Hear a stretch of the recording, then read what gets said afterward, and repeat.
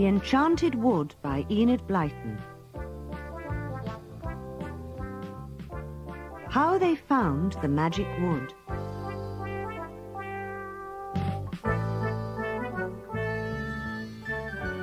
There were once 3 children called Joe, Bessie and Fanny.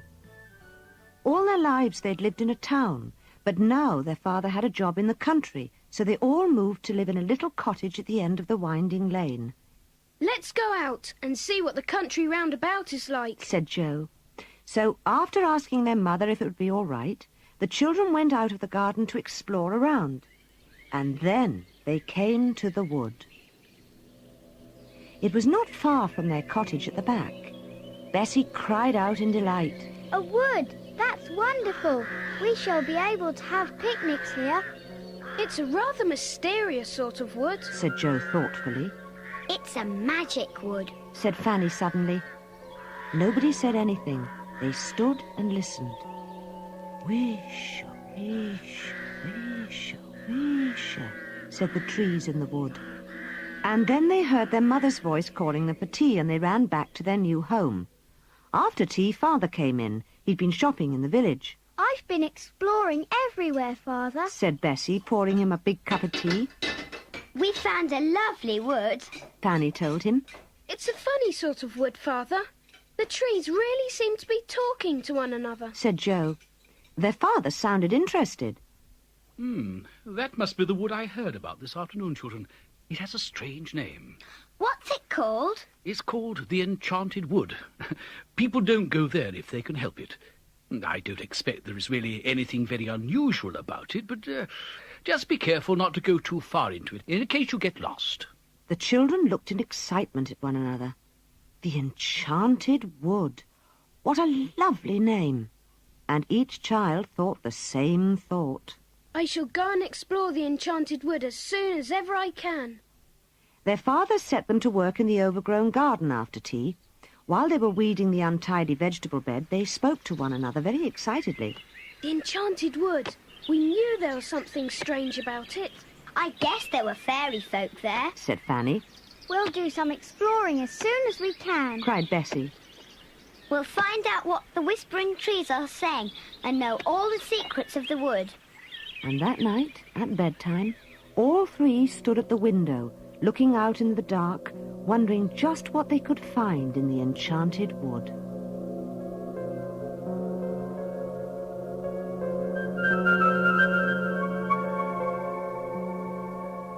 First visit to the wood. The children had no chance to visit the wood until the next week because they had to help their father and mother all they could to get the house and garden clean and tidy. And then, at last, their chance came.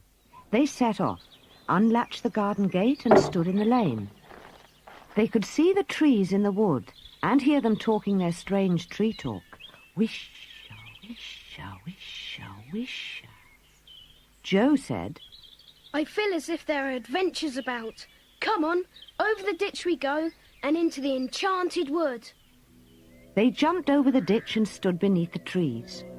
It was dim and green there, and a bird nearby sang a funny little song over and over again. "It really is magic," said Fanny suddenly. "I can feel the magic about somewhere. Can't you, Bessie? Can't you, Joe?" "Yes," said the others, and their eyes shone with excitement. "What's happening over there?" asked Fanny in a low voice. All 3 watched in silence, and then they saw what it was. 6 big toadstools were growing up quickly from the ground, pushing their way through and rising up steadily. "I've never seen that happen before." "Shh! Don't make a noise. I can hear footsteps." They scrambled up and hid just in time, for even as they settled down and peeked through the bushes, there came a troop of small men with long beards almost reaching to the ground. "Brownies," whispered Joe. The brownies went to the toadstools and sat on them. They were holding a meeting. One of them had a bag which he put down behind his toadstool. The children heard a chattering of voices. Suddenly, they saw something else. An ugly gnome-like fellow was creeping up behind the meeting on the toadstools. None of the brownies saw or heard him. He's after that bag, whispered Joe, and so he was. He reached out a long arm. His bony fingers closed upon the bag. He began to draw it away under a bush. Joe jumped up. He shouted loudly, "Stop, thief! Hi! Look at that gnome behind you!" The gnome jumped up and sped off with the bag. The brownies stared after him in dismay. The robber ran towards the children's bush, and as quick as lightning, Joe put out his foot and tripped him up. Down he went, crash! The bag flew from his hand, and Bessie picked it up and threw it to the astonished brownies. Joe tried to grab the gnome, but he was off like a bird. The children tore after him through the trees, dodging here and there. At last they saw the gnome leap up to the low branches of a great tree and pull himself into the leaves. Joe called, "We've got him now. He can't get down without being caught." but the brownies looked half frightened at the tree, and the biggest one said, He will not come down until he wants to. That is the oldest and most magical tree in the world. It's the Faraway Tree. The Faraway Tree? said Bessie in wonder. What a funny name. Why do you call it that? It's a very strange tree. Its top reaches faraway places in a way we don't understand. "If only we could climb up." said Joe longingly. Oh, you must never do that. said the brownies at once. It's dangerous, very, very dangerous. But we thank you for your help. If ever you want us to help you, come into the Enchanted Wood and whistle 7 times under the oak tree. Thank you. said the children, and stared at the 6 small brownies as they ran off between the trees. Then they picked up their basket and went home, all of them thinking the same thought. We must go up the Faraway Tree and see what is at the top. Up the Faraway Tree.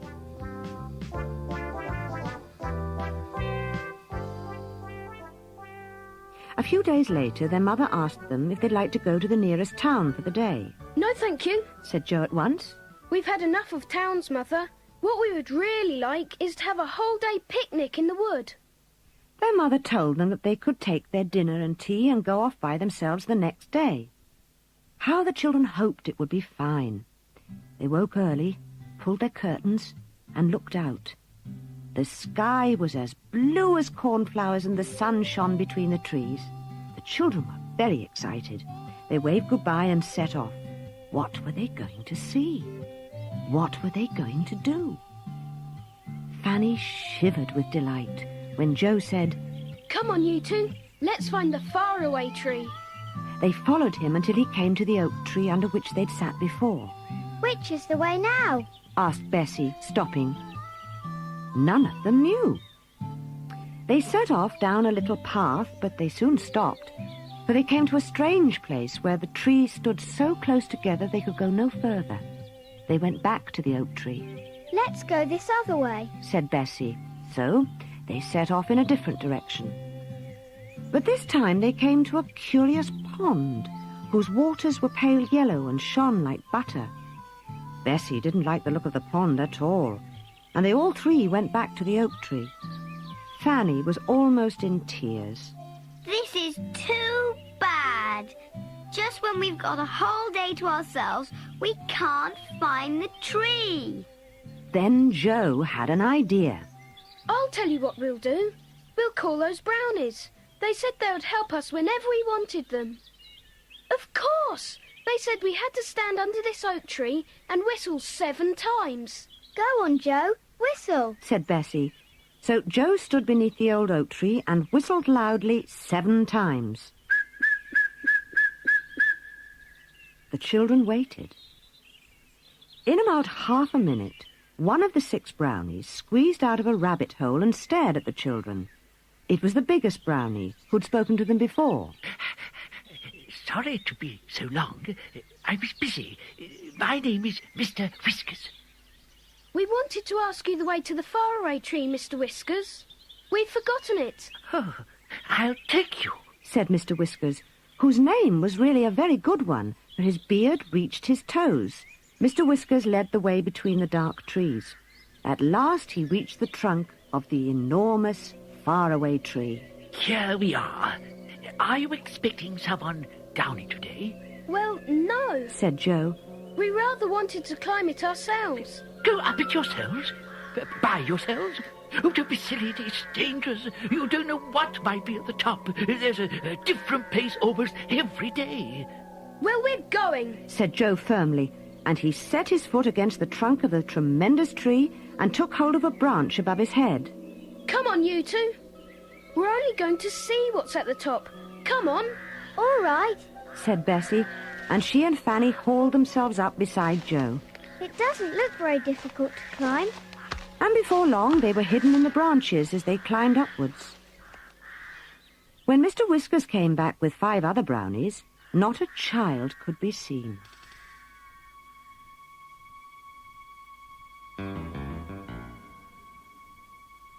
The Folk of the Faraway Tree. They were quite high up when Joe parted the leaves and tried to see out of the tree. Suddenly he gave a shout. I say, girls, come up here by me.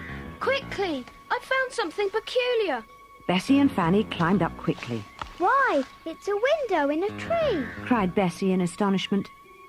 They all peered inside, and suddenly the window was flung open and an angry little face looked out with a nightcap on.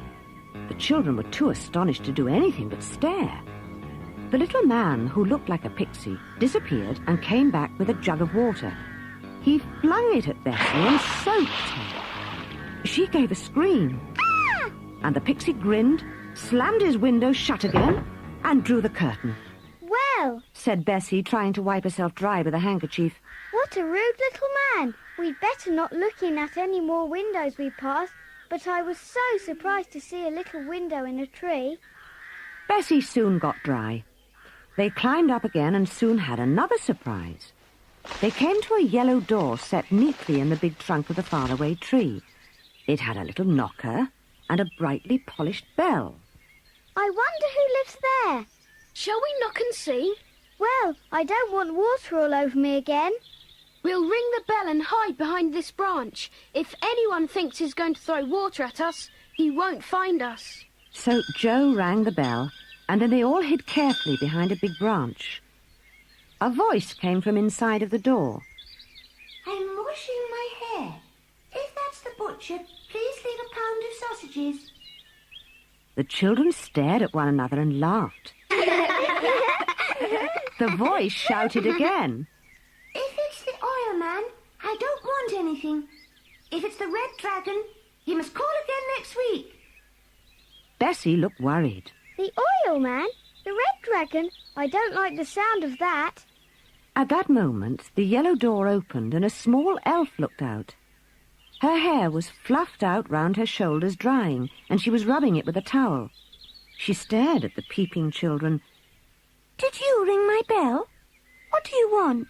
We just wanted to see who lived in the funny little tree house. Said Joe, peering in at the dark room inside the tree. The elf smiled. She was very pretty. Come in for a moment. My name is Silky because of my silky hair. Where are you off to? We are climbing up the faraway tree to see what is at the top. Be careful you don't find something horrid, Silky warned them, giving them each a chair in her dark little tree room. Sometimes there are delightful places at the top of the tree, but sometimes there are strange lands too. Last week there was the land of Hippity-Hop, which was dreadful. As soon as you got there, you had to hop on one leg, and everything went hippity-hop, even the trees. Nothing ever kept still. Oh, it was most tiring. Joe asked her. Do a lot of people live in this tree? Yes, heaps. They move in and out, you know, but I'm always here, and so is the angry pixie down below. Yes, we've seen him. Said Bessie. Who else is there? There's Mr. What's-his-name above me. Oh, nobody knows his name, and he doesn't know it himself. So he's called Mr. What's-his-name. Don't wake him if he's asleep. He might chase you. Then there's Dame Wash-a-Lot. She's always washing, and as she pours her water away down the tree, you've got to look out for waterfalls. This is a most interesting and exciting tree. said Bessie, finishing her cake. Joe, I think we ought to go now, or we'll never get to the top. Goodbye, Silky. We'll come and see you again one day. Silky smiled and said, Do. I'd like to be friends. They all left the little room and began to climb once more. Not long after, they heard a peculiar noise. A funny old gnome sat in a deck chair on a broad branch, his mouth wide open, his eyes fast shut, snoring hard.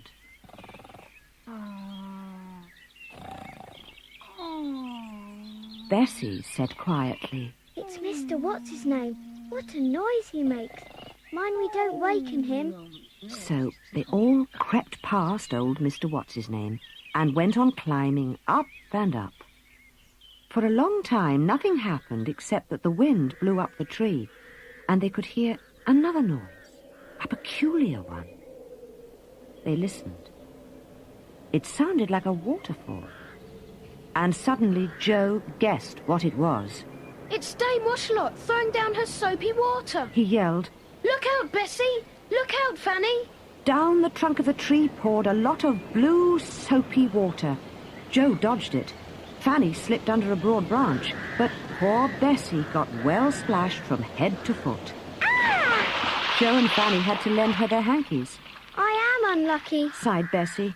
That's twice I've been soaked today. Up they went again, passing more little doors and windows, but seeing no one else. And at last they saw above them a vast white cloud. Joe gazed with amazement. Look, everybody! This cloud has a hole in it, and the branches go up. And I believe we're at the very top of the tree. Shall we creep through the cloud hole and see what land is up above? Yes, come on. Cried Bessie and Fanny. So up they went. The Roundabout Land.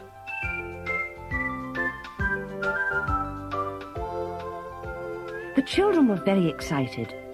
The branch came to an end, and a little ladder ran through the cloud. Up the children went, and before they knew what had happened, there they were out in the sunshine in a new and very strange land. They stood on green grass. Above them was a blue sky, and a tune was playing somewhere, going on and on and on.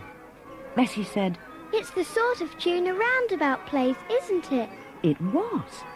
And then, without warning, the whole land began to swing round. The children almost fell over, so suddenly did the swinging begin. What's happening? Asked Bessie, frightened. The children felt ever so giddy as trees, distant houses, hills and bushes began to move round. They too felt themselves moving as the grass was going round as well. They looked for the hole in the cloud, but it had disappeared. The whole land is going round and round like a roundabout. Cried Joe, shutting his eyes with giddiness. We've passed over the hole in the clouds. We don't know where the topmost branch of the Faraway Tree is now. It's somewhere beneath this land, but goodness knows where. How can we get back home again? Cried Fanny. We'll have to ask someone for help, Said Joe. The three began to walk away from the patch of green field in which they were standing. Bessie noticed that they'd been standing on a ring of grass that seemed darker than the grass around.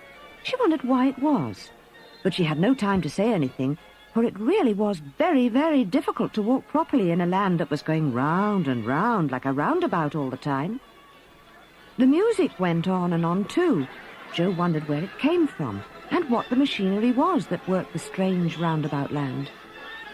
Soon they met a tall man singing loudly from a book. Joe stopped him, but he went on singing. It was annoying. Joe shouted, How can we get away from this land? Don't interrupt me, sang the man, and he beat time with his finger.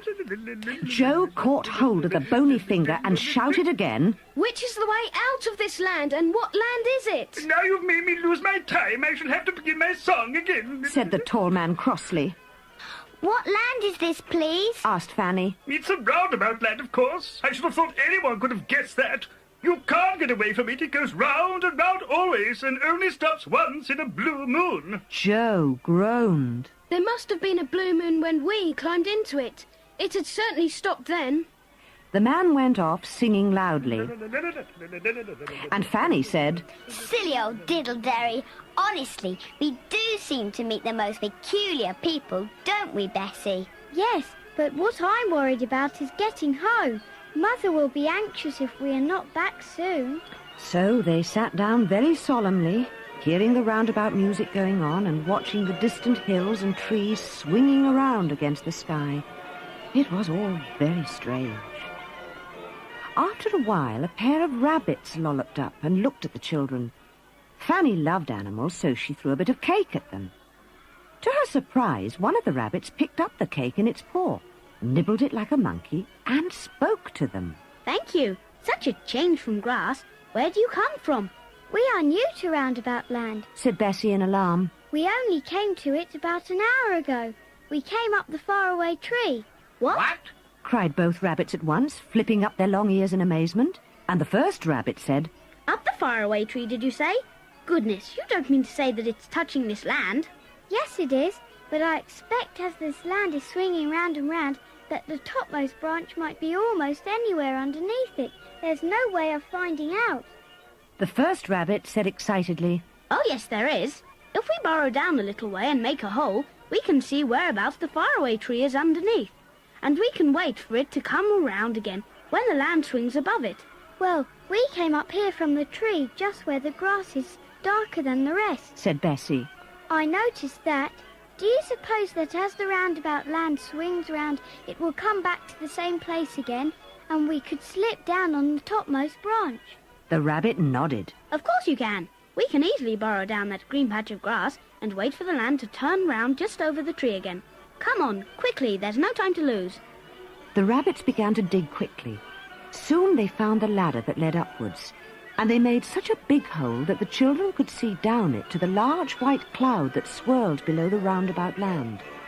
The roundabout music went on, and then suddenly it began to slow down. The first rabbit peeped out of the hole below and gave a shout. The land has stopped going round, and the Faraway Tree is just nearby, but we can't reach it. But what shall we do? Asked Bessie. We must get onto the tree before we swing away again. The second rabbit put his hand into a big pocket and pulled out a yellow rope. He's got a rope, said the first rabbit. And the second rabbit made a loop on one end and then threw it carefully at the topmost branch of the nearby tree. It caught and held. Good. Joe said. Slide down the rope first, Fanny. I'll hold this end. So Fanny, rather afraid, slid down the yellow rope to the tree, and then, just as she got there, the roundabout music began to play very loudly and quickly, and the Roundabout Land began to move. Quick, quick! Shouted Fanny as the land swung nearer to the faraway tree. Jump, jump! They jumped, and the rabbits jumped after them. The Roundabout Land swung off. The big white cloud covered everything. The children and the rabbits clung to the topmost branch and looked at one another. Joe called out, We look like monkeys on a stick, but what a fantastic adventure that was.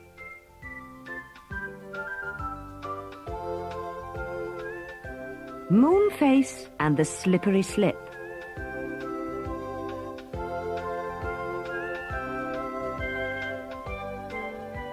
Fanny was very tired. She began to cry as she clung to her branch. She was the youngest, and not so strong as Joe and Bessie. I shall fall. I know I shall fall. Joe and Bessie looked at one another in alarm. This was a problem, because there was such a long way to fall. Joe spoke softly. Come on, Fanny. Be brave. We've got to get home safely. But Fanny clung to her branch and looked very sad. The two rabbits looked at her, most upset, and one put a paw into her hand. I'll help you. Come along. I'll help you. But Fanny wouldn't be helped. She was tired out and afraid of everything now. Just as the others began to despair, a small door flew open in the trunk of the tree not far below, and a round moon-like face looked out and shouted, Hey there, what's the matter? A fellow can't get any sleep at all with that awful noise going on. Fanny stopped crying and looked at the moon-faced person in surprise. I'm frightened of climbing down the tree. I'm sorry I woke you up. Moonface beamed at her. Have you any toffee? Of course, this surprised everyone. Toffee? What do you want toffee for? To eat, of course. I just thought that if you had any toffee to give me, I'd let you slide down my slippery slip. You get down to the bottom very quickly that way, you know. Joe could hardly believe his ears. A slide all the way down the Faraway Tree. That's clever. Whoever would have thought of that? Moonface beamed just like a full moon. I thought of it. I let people use it if they pay me toffee. The children looked at one another in dismay, for none of them had any toffee. Then Joe shook his head. We've no toffee, but I've a bar of chocolate. Won't do. I don't like chocolate. What about the rabbits? Haven't they got any toffee either? The rabbits turned out their pockets. They had a very curious collection of things, but no toffee. Sorry, said Moonface, and slammed his door shut. Fanny began to cry again. Joe climbed down to the door and banged on it. Hi, old Moonface. I'll bring you some lovely homemade toffee next time I'm up the tree, if you'll let us use your slippery slip. The door flew open again, and Moonface beamed out. why didn't you say so before? Come in. One by one, the rabbits and the children climbed down to the door and went in. Moonface's house in the tree was very peculiar. It was one round room, and in the middle of it was the beginning of the slippery slip that ran down the whole trunk of the tree, winding round and round like a spiral staircase. Round the top of the slide was curved furniture made to fit the roundness of the tree trunk. The children wished they had time to stay for a while, but Moonface pushed them towards the slide. You want a cushion each. Hi, you rabbit. Take the top one and go first. One of the rabbits took an orange cushion and set it at the top of the slide. He sat down on it, looking a little nervous. Go on. Hurry up. You don't want to stay all night, do you? Said Moonface, giving the rabbit a hard push, and the rabbit slid down the slippery slip at a tremendous pace, his whiskers and ears blown backwards. Joe thought it looked a lovely thing to do. He went next. He took a blue cushion, sat on it at the top of the slide, and pushed off. Down he went on his cushion, his hair streaming backwards. Round and round and round went the slippery slip inside the enormous old oak tree. Joe enjoyed every second. Bessie went next. She flew down on a fat pink cushion, gasping for breath as she went so fast. Then Fanny went on a green cushion, and then the other rabbit.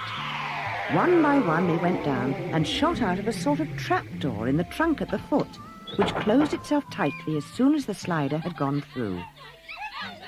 They all sat on the ground getting their breath and laughing, for it really was funny to shoot down inside a tree on a cushion. The rabbit stood up first. We'd better be going. So pleased to have met you. They disappeared down the nearest burrow, and the children waved goodbye.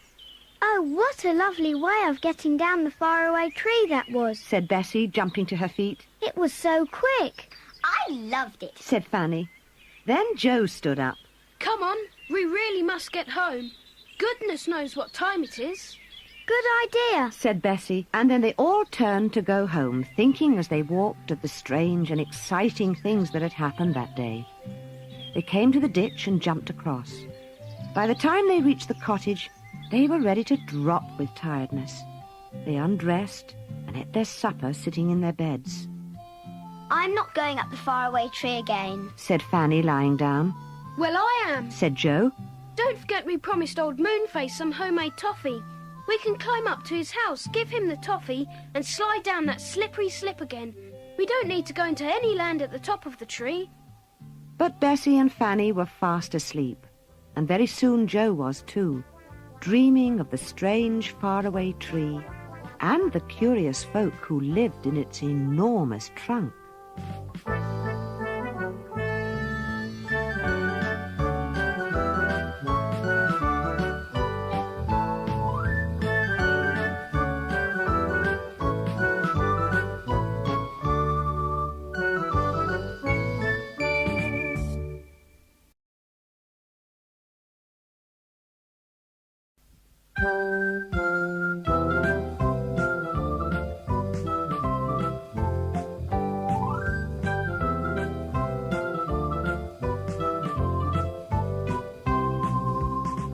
The Land of Birthdays.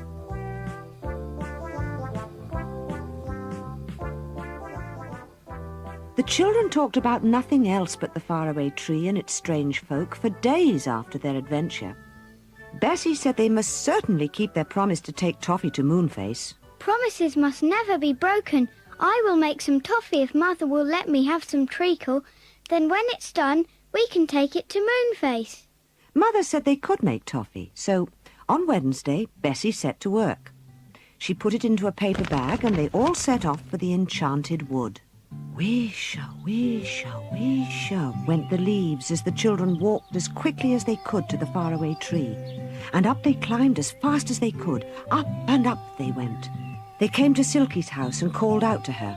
We're taking toffees to Moonface as we promised. Would you like one? Silky took one and warned them, Look out for Mother Washalot's washing up water again then.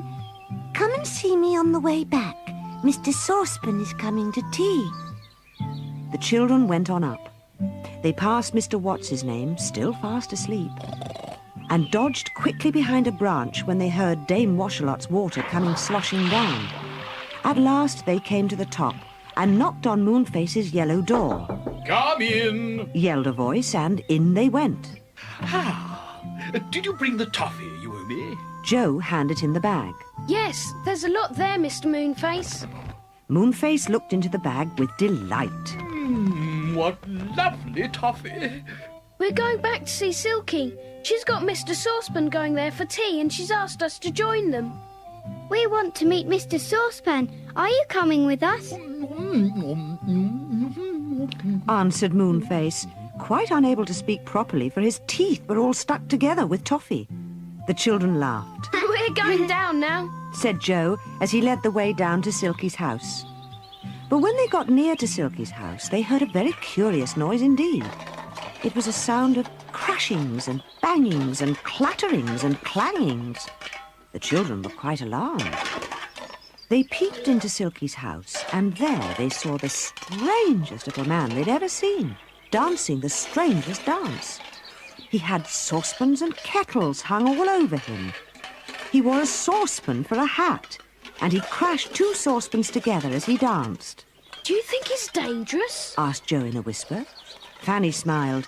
I don't think he's dangerous. He's got quite a kind face. Let's tap at the window, said Bessie. So she tapped loudly. He stopped dancing and went to the door. Bessie said, We've come for tea.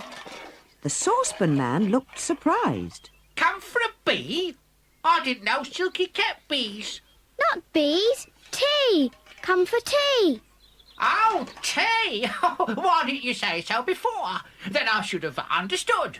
I did say it before. What? Shut the door? I didn't open it. Just give it a push.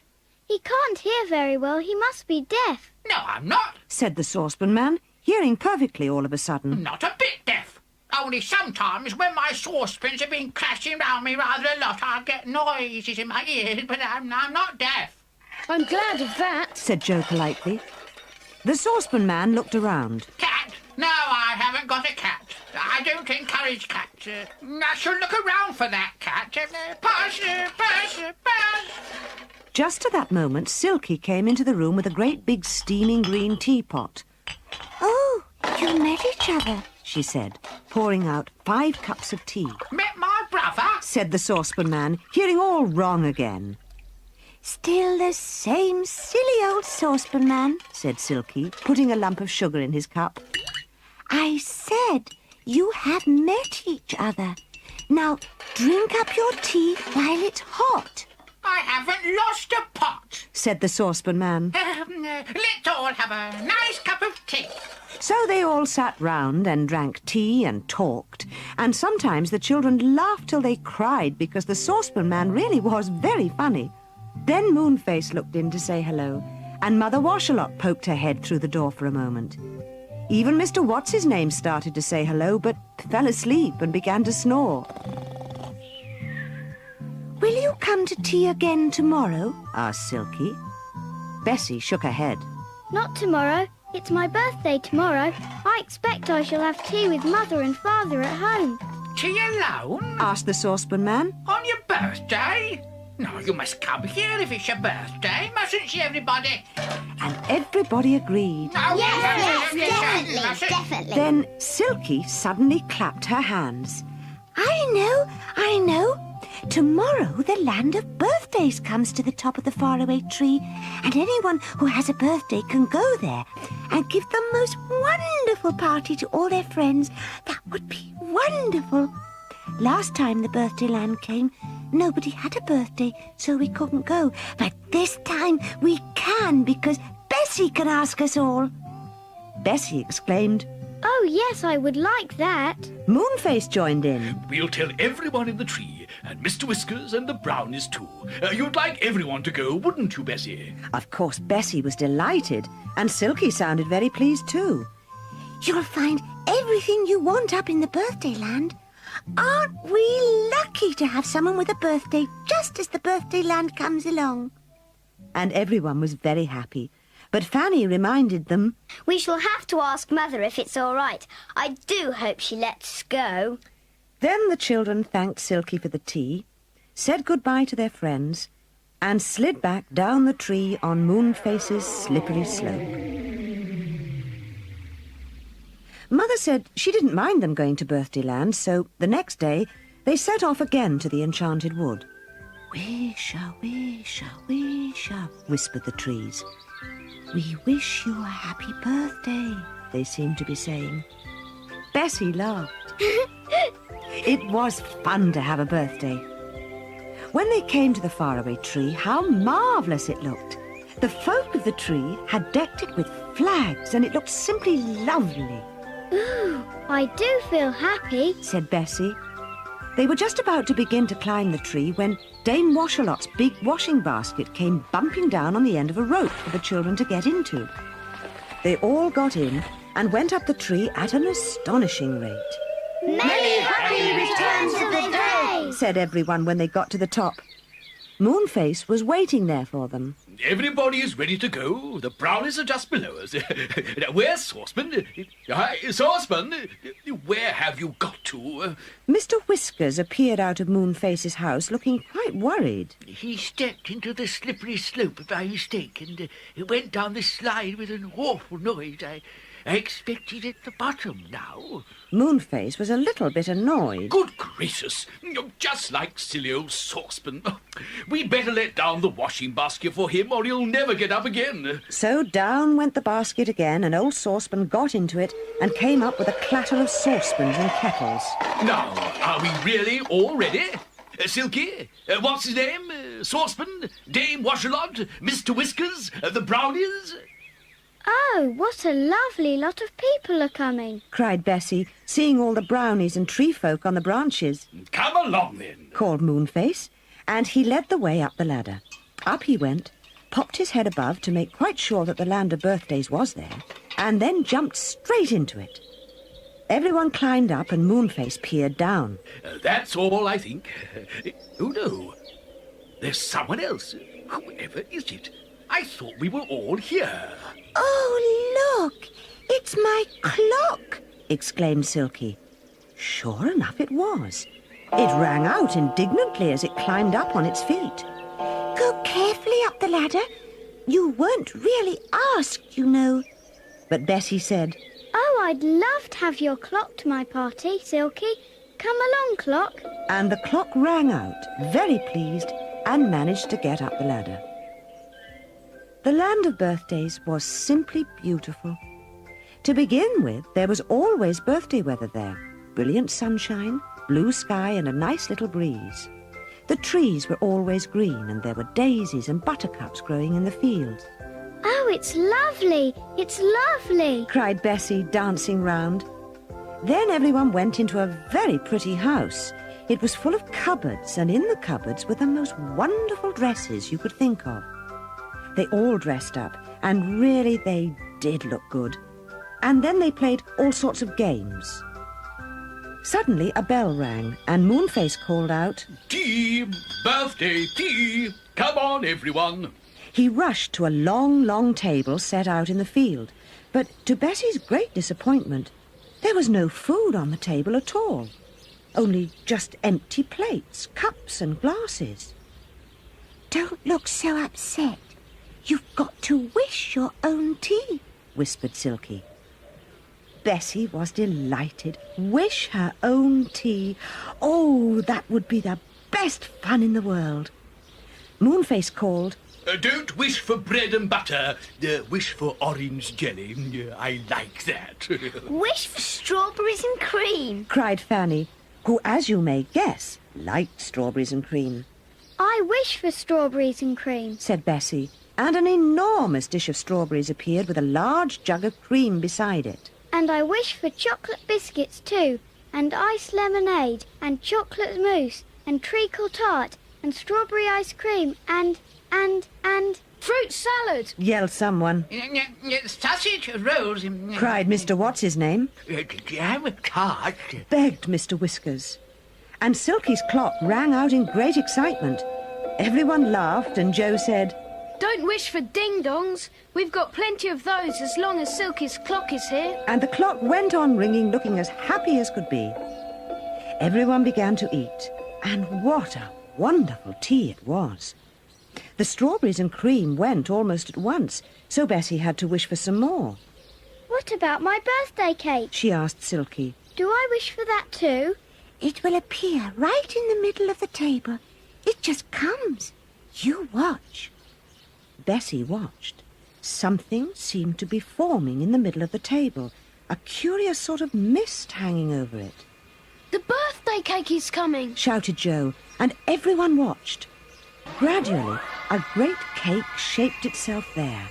A wonderful cake with red, pink, white and yellow icing. All round were flowers made of sweets. On the top, 8 candles were burning because Bessie was 8 that day, and written in big sugar letters on the top was, Bessie, a very happy birthday. Bessie felt very proud. She had to cut the cake, of course, which was quite a difficult job, for there were so many people to cut it for. When everybody had a piece on their plate, Moonface announced, Listen, everybody, this is a wishing cake. So wish, wish, wish, and wish when you eat it, and your wish will come true. The children stared at him with delight. What should they wish? Fanny was just holding her cake in her hand, thinking of a wish, when the old saucepan man upset everything. What do you think he did? The Little Lost Island.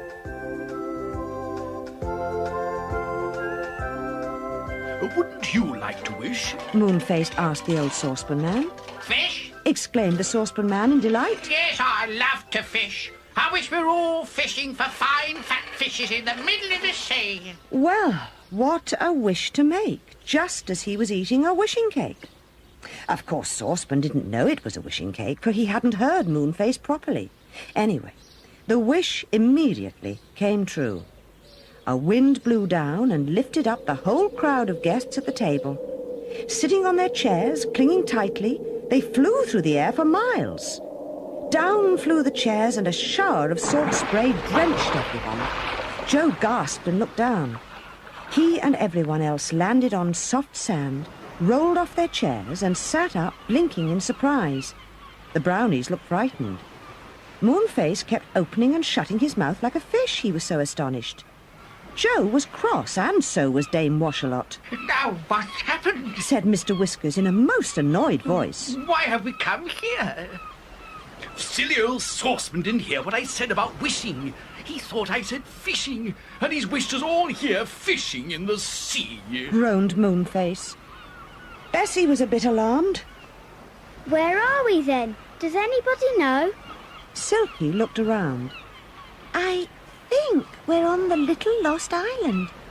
It's a funny little place that keeps floating about and getting lost, but there's always good fishing to be had from it. Joe was quite disgusted. Fishing? Fishing? Who wants to go fishing in the middle of a birthday party? Let's get back at once. Silky's clock was ringing and walking about at the edge of the sea, getting its feet wet in the waves. So she called to it, Come back, clock. You know you can't swim. The clock came back and wiped its wet feet on the grass that grew around. Bessie thought it was a remarkably sensible clock, and she wished she had one like it. I say, you know, we really must be doing something about getting back to the land of birthdays, said Joe, looking round the little island. What can we do? Is there a boat here? There was nothing. The little lost island was just a hilly stretch of green grass and nothing else whatever. Even Moonface was puzzled. I really don't know what to do. I must admit... do you, Mr. Whiskers? Mr. Whiskers rubbed his nose thoughtfully and shook his head. Well, we shan't starve. We could always fish. Joe screwed up his face. Fancy eating fish and nothing but fish always. When I think of all those lovely things that Bessie wished for, and nobody to eat them now, really I could cry. Fanny had something in her hand and she looked down to see what it was. It was a piece of birthday cake. Good, she could eat that at any rate. She lifted the delicious cake to her mouth and took a nibble. What are you eating? Asked Moonface, bending over to see. A bit of birthday cake, Said Fanny, cramming all of it into her mouth. Don't eat it! Don't swallow it! Yelled Moonface suddenly, dancing round Fanny as if he'd gone mad. Stop! Don't swallow! Fanny stared at him in astonishment. So did everyone else. What's gone wrong with Moonface? Asked Silky anxiously. Fanny stood still with her mouth full of birthday cake, looking with amazement at Moonface. What's the matter? She mumbled. You've got a bit of wishing cake in your mouth, Fanny! Shouted Moonface, hopping first on one leg and then on the other. Wish, you silly girl, wish! What shall I wish? Fanny mumbled. Wish us back in the land of birthdays, of course! Yelled everyone in excitement, and Fanny exclaimed, Oh, of course, I didn't think of that. I wish we were all back in the land of birthdays, eating our tea.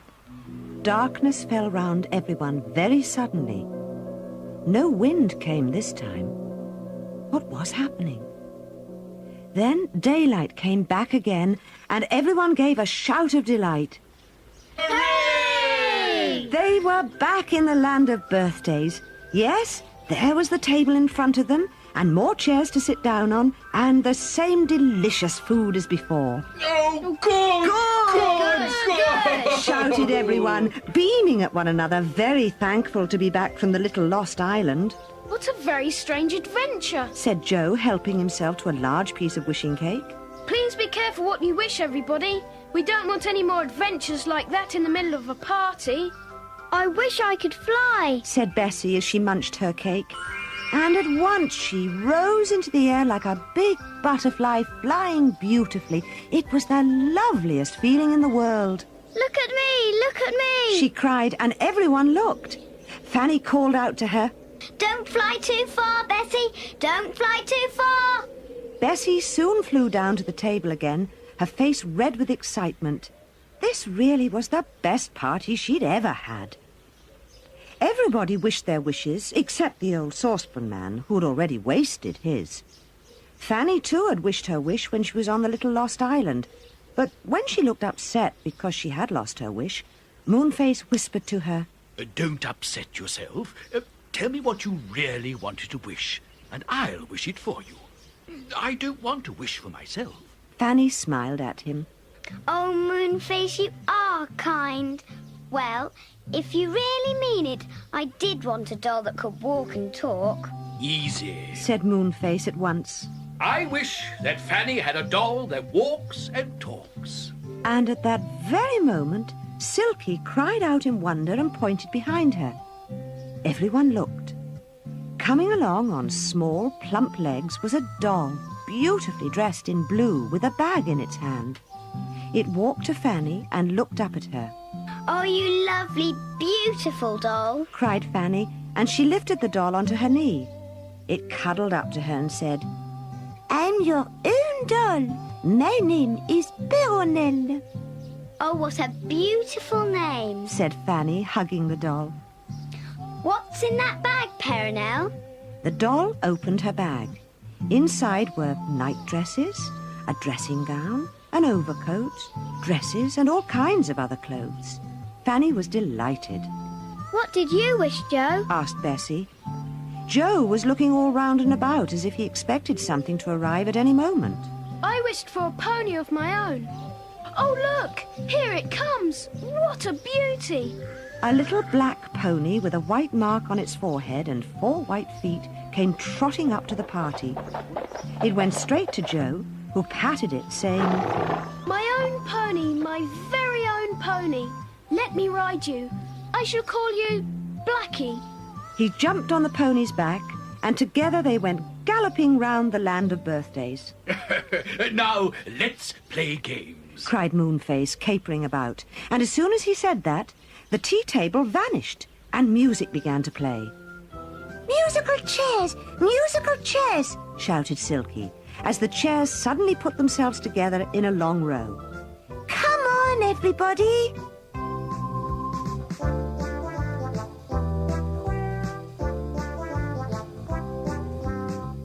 Safe back home again, and goodbye.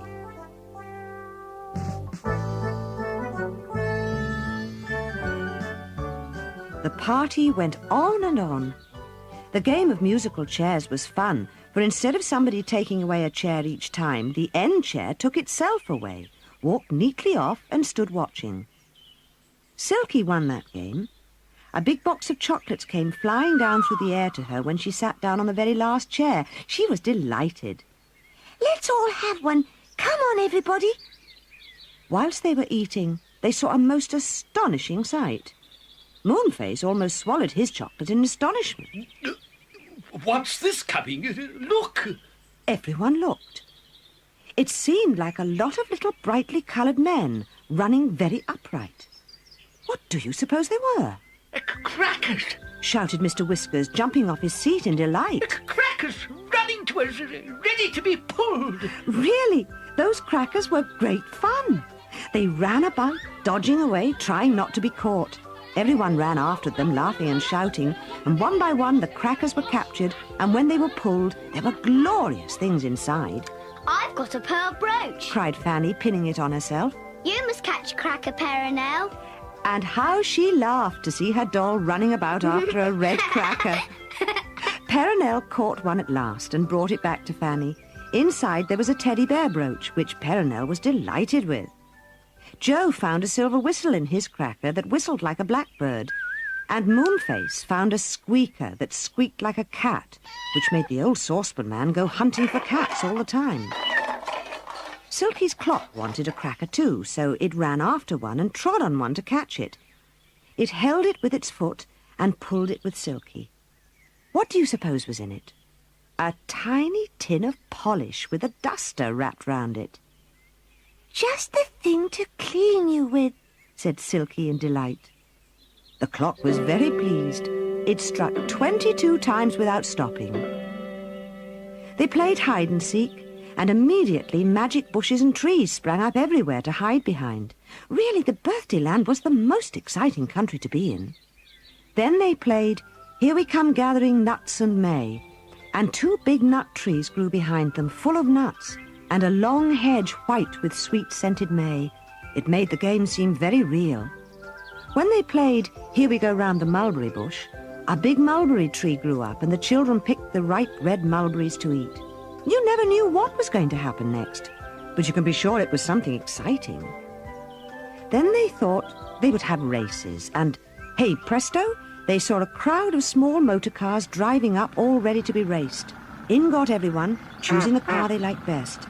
There was even a tiny one for Perenelle the doll, and an extra one for Silky's clock, who joined in the fun and ding-dong merrily all the time. The old saucepan man won the race, though he dropped a few saucepans on the way.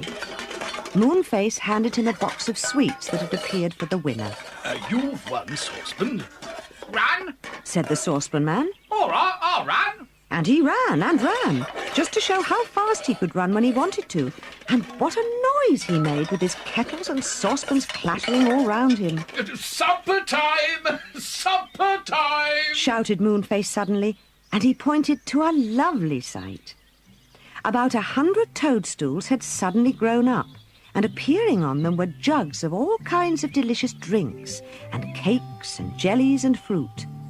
Small toadstools grew beside the big ones. Silky sat down on one of them, helped herself to some acornade, and said, I'm hungry. Come on, everyone. Bessie flew down from the air. She did so love flying. Fanny ran up with her doll, who followed her everywhere. Joe galloped up on his pony. Everyone was very happy. It began to get dark, but nobody minded because big lanterns appeared and shone out everywhere in the trees and bushes. As they sat and ate, there came a loud bang. Peronelle cuddled up to Fanny, frightened. Silky's clock tried to get onto Silky's knee, scared, but she pushed it off. What's that? Said Joe, patting his frightened pony. Fireworks! Fireworks! Shouted Moonface in delight. Look, oh look! And there in front of them were the fireworks, setting themselves off beautifully. Rockets flew high and sizzled down in coloured stars. Catherine wheels whizzed round and round. Squibs jumped and banged. Golden feathers poured down like fountains. Really, it was glorious to watch. This is the loveliest birthday I've ever heard of, said Bessie happily as she sat and watched the fireworks. Lovely things to eat, wishes that come true, most exciting games, glorious crackers, and now fireworks. We have to go home at midnight, said Moonface, pushing away Silky's clock, which was trying to sit on his toadstool with him. How shall we know when it's midnight? Asked Fanny, thinking that really it was quite time her doll went to bed. They knew all right, because when midnight came, Silky's clock stood up straight and struck loudly 12 times. Moonface started to hurry everyone. To the ladder, come on! The birthday land will soon be on the move. The ladder was there, so they all climbed down it and called goodbye. The brownies took cushions and slid off down the slippery slip. Mr. Whiskers got his beard caught round the legs of Moonface's sofa, and nearly took that down with him down the slide. Moonface just stopped it in time and unwound his beard. But Joe was a bit anxious. What about my pony? Do you suppose he'll mind sliding down, Moonface? Well, he can't climb down the tree, and he certainly wouldn't like going down in the washing basket, said Moonface. So they sat the surprised pony on a cushion, and he slid down in the greatest astonishment, wondering what on the world was happening to him. The pony arrived on the cushion of moss quite safely. Joe jumped on its back. It was dark in the wood, but the moon was just rising, and they'd be able to see their way home quite well. Goodbye, called Moonface from the top of the tree. We've had a lovely time. Goodbye, Silky said. Her clock went sleepily. Take care of yourself, shouted Mr. Whiskers. Moonface pressed his squeaker loudly and then giggled to hear the saucepan man call, Push! Push! Push! Where is that cat? Slish slushy! Good gracious, was Dame Washalot doing washing already? Joe dodged away on his pony and the girls ran from the tree. What's-his-name got the water all over him, for he was standing nearby, and he was most disgusted. Joe laughed. Come on, girls. We really must go home. We shall never wake up in the morning. So they went home once more, through the Enchanted Wood with the moon shining and cold between the trees. Joe put his pony into the field outside the cottage. Fanny undressed Peronelle and put her into a doll's bed. Bessie put her wings carefully into a drawer. They all undressed and got sleepily into bed, saying quietly, Good night. What a lovely day it has been. We are lucky to live near the Enchanted Wood. They were, weren't they? Perhaps they'll have more adventures one day. But now we must say goodbye to them and leave them fast asleep, dreaming of the land of birthdays and all the lovely things that happened there.